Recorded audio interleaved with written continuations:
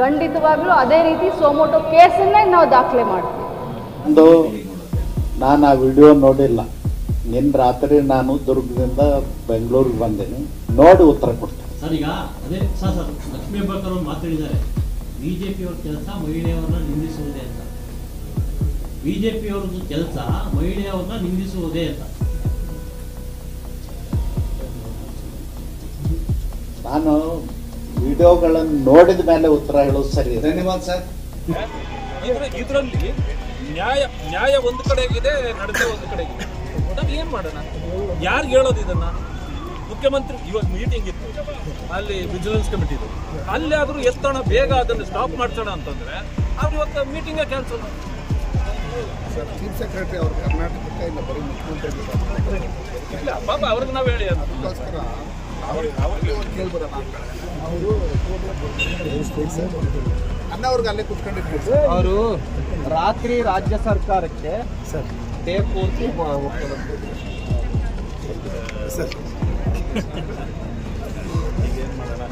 ಅವರು ರಾತ್ರಿ ರಾಜ್ಯ ಸರ್ಕಾರಕ್ಕೆ ಡೇ ಪೂರ್ತಿ ಮುಖ್ಯಮಂತ್ರಿ. Because these sort of people, and you see the history of people involved or active in BJP, they have cases of atrocity against women, speaking against women or degrading women is a natural thing which comes to the BJP. ಈ ಡಿಸಿನೂ ಕೂಡ ಅವ್ರು ಹೇಳ್ದಂಗೆ ಕೇಳ್ತಾ ಇದ್ದಾರೆ madam ಅವರು.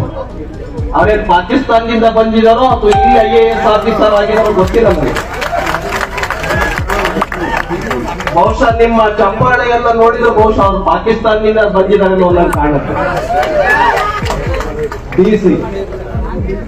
ಆದ್ರಿಂದ कर्नाटक कानून साज काउंसिल में अपोजिशन के चीफ विप और BJP MLC N Ravi Kumar के मुबैना रिमार्क्स ने एक नया सियासी तूफान खड़ा कर दिया है। 1 जुलाई को विधान सौदा के करीब गांधी जी के मुजस्समे के पास एक एहतजाज के दौरान chief secretary doctor Shalini Rajneesh के बारे में दिए गए बयान पर सख्त रद्द-ए-अमल सामने आया है। कांग्रेस पार्टी ने फौरी कार्रवाई करते हुए शिकायत दर्ज करवाई। कांग्रेस कायदीन बिल्किस बानू, सलीम अहमद, रमेश बाबू और BK हरिप्रसाद पर मुश्तमिल वफद ने कानून साज काउंसिल के सदर बसवराज होराटी और विधान सौदा पुलिस को तहरीरी शिकायत पेश की है। शिकायत में कहा गया है कि N रवि कुमार ने एक अवामी इज्तिमा में चीफ सेक्रेटरी के खिलाफ हतक-आमेज और सिनफी लिहाज से काबिल एतराज़ अल्फाज इस्तेमाल किए हैं जो नाकाबिल बर्दाश्त हैं।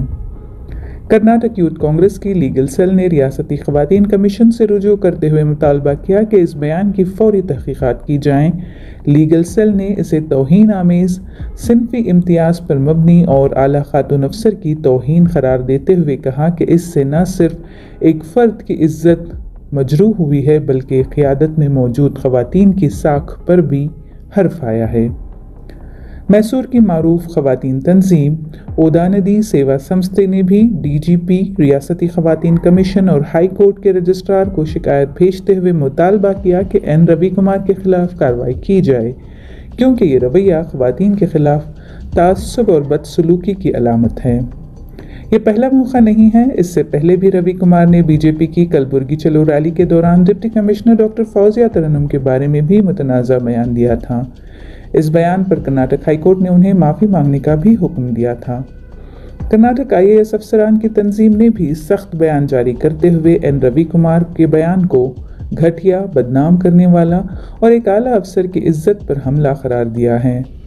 डॉक्टर शालिनी रजनीश एक दियानतदार, बावकार और तजुर्बेकार अफसर हैं जिनकी खिदमात को पूरा रियासती निज़ाम कद्र की निगाह से देखता है और ये पूरे सरकारी निज़ाम को कमज़ोर करने की कोशिश है। मुतालबा है कि N रवि कुमार अवामी और गैर मशरूत माफ़ी मांगें, उनके खिलाफ कानूनी कार्रवाई की जाए और कानून साज काउंसिल में मजम्मती करारदाद की मंजूरी दी जाए। इस तमाम हंगामे के बीच N रवि कुमार ने 3 जुलाई को एक वजाहती बयान जारी किया है। उन्होंने तमाम इल्ज़ामात को मुस्तरद कर दिया है। See, N Ravi Kumar's statement is the BJP culture. BJP thrives in having people like him in the council, assembly, and in fact, this is not the first time he's talking. Earlier, he had spoken about Fauzia and IAS officer, and now about the Chief Secretary Shalini Rajneesh. Because these sort of people, and you see the history of people involved or active in BJP, they have cases of atrocity against women, speaking against women or degrading women is a natural thing which comes to the BJP. And since they all very well know that the echo chamber of BJP is such that the more they spew hate and talk in a divisive manner and degrade women, they will be appreciated by their high command, and the more higher positions they will get. So it's for the people to see through what sort of leadership BJP is giving. In fact, a guy like Ravi Kumar should not even be in the council. He is not even fit to be in public service. So I think strong action should be taken. Such people don't belong to the society, and I think he should be arrested for what all comments he makes. What up to the mark? You're seeing wherever in India BJP is there the women are most unsafe, the betis are not safe, and most atrocities and degrading remarks against women are by BJP leaders in BJP ruled states. It is hypocritical of BJP. They speak one thing on record and they are exactly doing the opposite. The most unsafe places for women are BJP ruled states. ನಾನು ನಿನ್ನೆ ಮಾಧ್ಯಮದಲ್ಲಿ ನೋಡಿದ್ದೀನಿ, social ಮೀಡಿಯಾದಲ್ಲಿ ನೋಡಿದ್ದೀನಿ.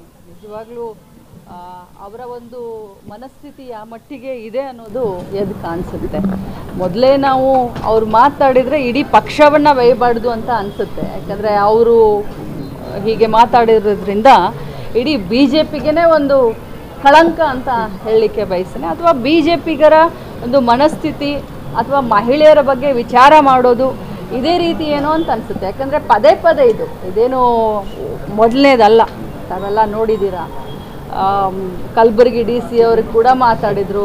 ಆಮೇಲೆ India Pakistan ಯುದ್ಧ ಆದಂಥ ಸಂದರ್ಭದಲ್ಲಿ ನಮ್ಮ ಮಹಿಳಾ ಆಫೀಸರ್ ಬಗ್ಗೆ ಅವರದೇ ಆದಂಥ ಒಬ್ಬರು ಎಂ ಪಿನೋ ಎಮ್ ಎಲ್ ಎ ಕೂಡ ಉತ್ತರ ಪ್ರದೇಶದಲ್ಲೋ ಮಧ್ಯಪ್ರದೇಶದಲ್ಲೋ ಮಾತಾಡಿದರು.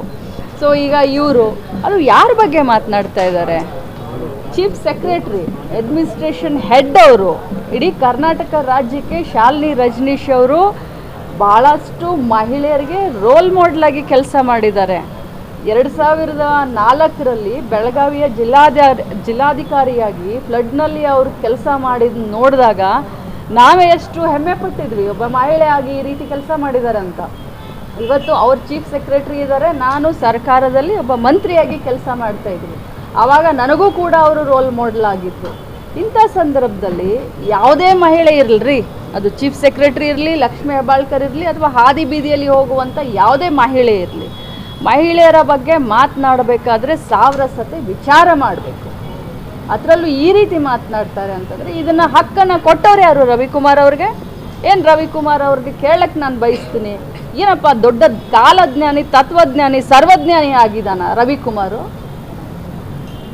ಆಗಿದಾನ ಅಂತ ವರ್ಡ್ ಯೂಸ್ ಮಾಡಿದ್ದಕ್ಕೂ ಕೂಡ ನನಗೆ ಮರ್ಯಾದೆ ಹದ್ದಲ್ಲಿ ನಾವು ಮಾತಾಡಬೇಕು ಅಂತ ಇಮಿಡಿಯೇಟ್ ಆಗಿ ನನ್ನ ಇಂಟೆನ್ಷನ್ ನನಗೆ ಹೇಳುತ್ತೆ.